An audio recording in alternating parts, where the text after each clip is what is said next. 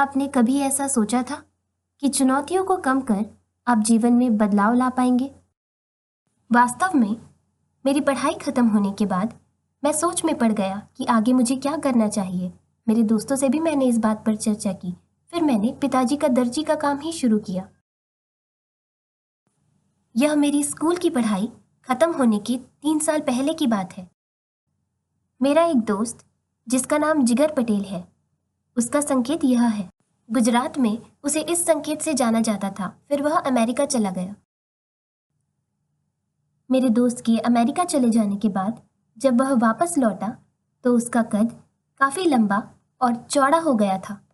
बचपन से ही मैंने उसे हमेशा खेलकूद में मशगूल और कम पढ़ाई करते हुए देखा है। मुझे लगा कि वह वैसा ही होगा, पर जब उसने मुझसे कहा कि मैं लिखना पढ़ना जानता हूँ और मेरी अंग्रेज़ी भी अच्छी है, तो मुझे उसकी बातों पर बिल्कुल भी यकीन नहीं हुआ, क्योंकि मैंने यहाँ किसी भी बधिर को पढ़ाई में उतना सक्षम कभी नहीं देखा था। मैंने जब उसे मेरे संकेतों को समझने के लिए कहा तो वह समझ नहीं पाया, क्योंकि वह अमेरिका की सांकेतिक भाषा जानता था। यह देख मुझे कुछ विचित्र सा लगा।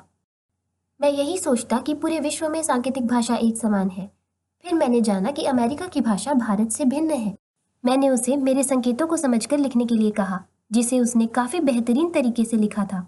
मुझे उसका लिखा कुछ समझ नहीं आया, क्योंकि मुझे अंग्रेजी भाषा का बिल्कुल भी ज्ञान नहीं था।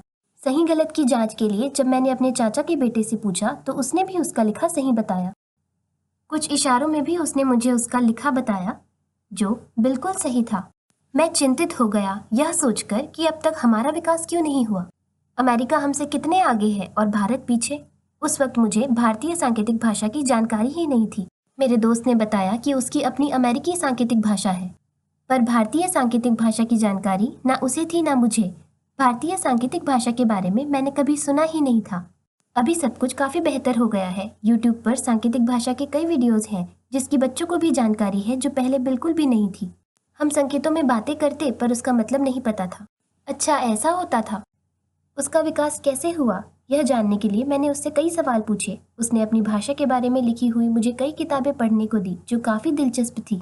यह पढ़कर मुझे पता लगा कि भारत की स्थिति काफ़ी निराशाजनक थी। उस किताब में हर शब्दों को सही तरीके से समझाया गया था। उन्होंने ASL की किताब दी थी आपको पढ़ने के लिए। हाँ, जिसे पढ़कर मुझे काफ़ी अच्छा महसूस हुआ। उसी तरह जेशल पटेल नाम की मेरी एक दोस्त है। उसने भी मुझे एक उच्च श्रेणी की मोटी चौड़ी किताब पढ़ने को दी, जिसमें बहुत कुछ जानने को था। उसके बाद मैंने तुरंत ही अमेरिकन साइन लैंग्वेज को गुजरात में फैलाने का सोचा, और मैंने ऐसा किया भी, पर कुछ समय बाद मैंने रोक दिया, क्योंकि मैं जब बधिर विद्वानों से मिला तो मुझे यह समझ में आ गया कि हमारी भी भारतीय सांकेतिक भाषा है। जिस तरह अमेरिका की सांकेतिक भाषा है उस तरह भारत की भी है, पर हमें उसकी जानकारी नहीं थी। आज जो सांकेतिक भाषा में जागरूकता फैला रहे हैं वह उपयोगी है। अमेरिका की उन किताबों को पढ़कर मेरी अंग्रेजी काफ़ी बेहतर हो गई थी। कुछ समय बाद सौभाग्यवश स्पेन में 2007 में मेरी मुलाकात शिवाजी पांडा से हुई। इससे पहले मैंने उनके बारे में बहुत सुना था, पर कभी मुलाकात नहीं हुई। 2007 में मैं उनसे मिला।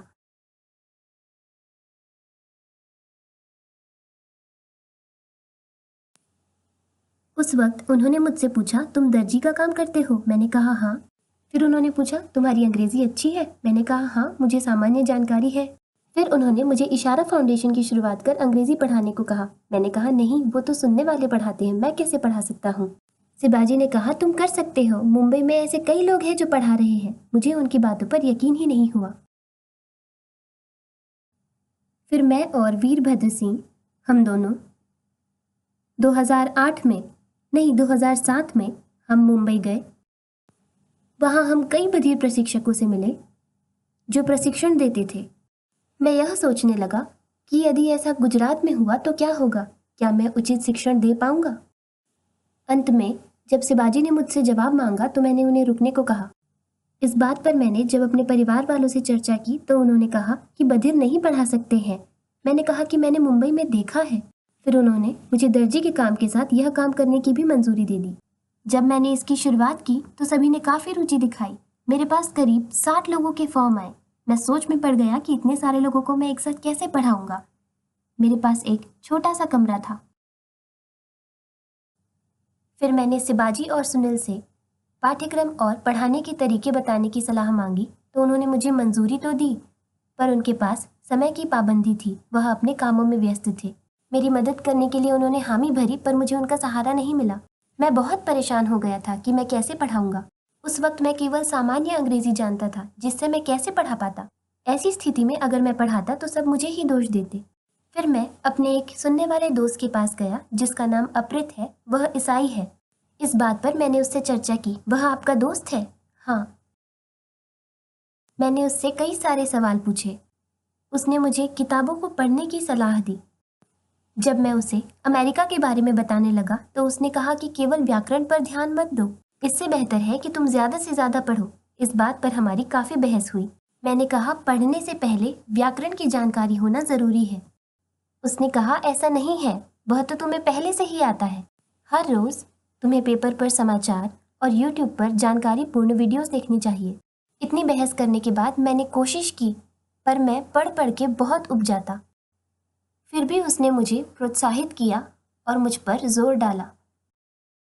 जब मैं किताबें पढ़ता और मुझे कुछ समझ नहीं आता तो वह मुझे डिक्शनरी में देखने को कहता, पर मुझे संकेतों में जवाब चाहिए रहता था। उसने मुझे समझाया कि मुझे भी कोई बोलकर नहीं बताता, मैं भी देखकर खुद ही समझता हूँ।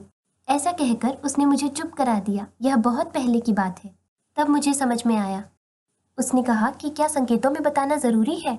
मैं बोलता सुनता हूँ, पर फिर भी मैं डिक्शनरी में देखकर खुद ही समझ जाता हूँ।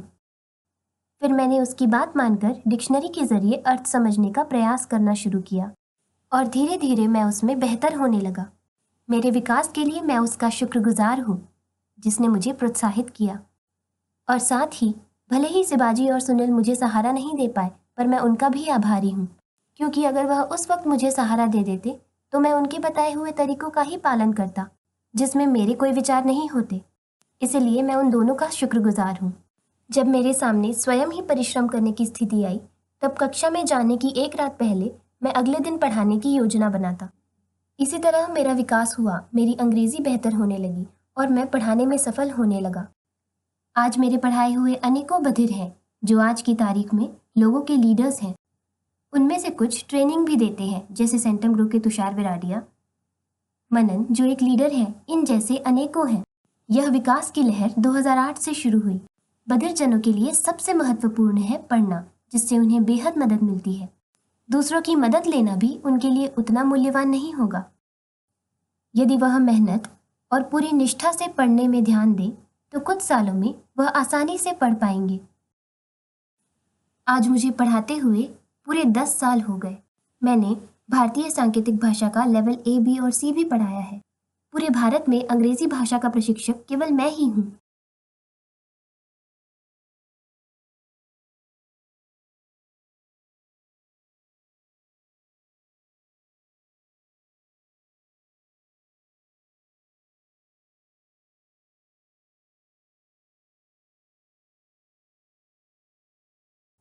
बधिर जनों को कंप्यूटर ट्रेनिंग देना, उनकी काबिलियत बढ़ाना, इन कार्यों को करना मेरा उद्देश्य नहीं है। मेरा मकसद केवल उनकी अंग्रेजी भाषा को विकसित कर उन्हें आत्मनिर्भर बनाना है।